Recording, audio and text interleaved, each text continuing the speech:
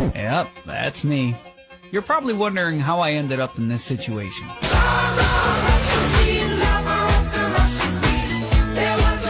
Kaloka, natipak ang aking ngipin sa pagkain ko ng buko na butilas. Super tawanan na lang talaga kami. Kaya baka naman. And for the fast forward nga ay nagkayak na nga ako kasi gagawa ako ng puso ng saging. Kaya nga ito, ini-slice ko lang pala yan ng maliliit. Ang bonggang sobrang liit. Pagkatapos ko nga ihugasan, ay ibababad ko muna pala yan sa suka na may asin. O diba, para bonggang-bongga talaga. Nagmukha na naman tayo ditong si Winnie the Pooh talaga ng bongga. Ganyan ko lang pala yan para mawala yung katas at dagta ng puso ng saging. Ibababad ko lang pala yan ng a little bit. Babalikan ko yan mamaya.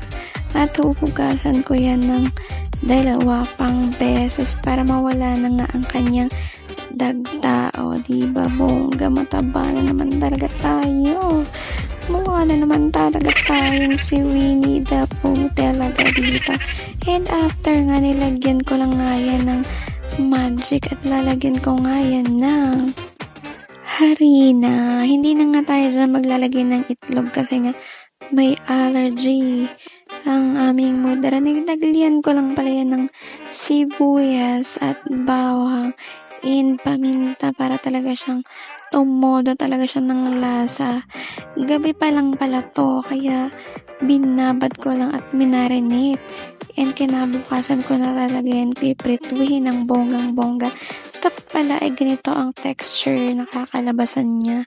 O diba, parang super yumminess na talaga yan.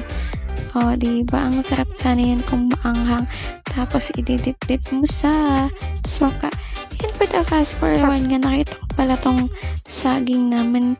Binalat ko lang pala yan sa paper para madali nga siyang maghinog.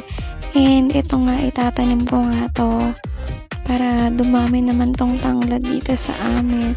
And after nga, maghuhugas-hugas na nga tayo ng a little bit para wala ng kalat sa ating pagluto. Hindi pala. Kasi nga pala, gabi nga pala to. Kinabukasan pa pala ako magluluto.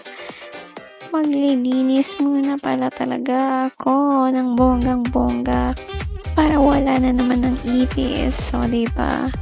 And for the fast forward nga, naglinis-linis na nga ako dito.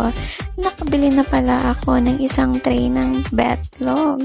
Nagbili din pala ako ng mga gulay-gulay para sa aming pagkain. O, diba? Kaya ngayon, hinugasan ko lang yung mga kaldero sa amin para wala na ng ipis. Kasi pag madumi nga ay andyan talaga nakatambay ang ipis. O, diba? Bonggang-bonggang linisan na naman talaga to be. And after pala, maglalagay lang ako ng chlorine. Kasi pag naamoy nila yan, talagang walang ipis. Kaya yan lang, salamat sa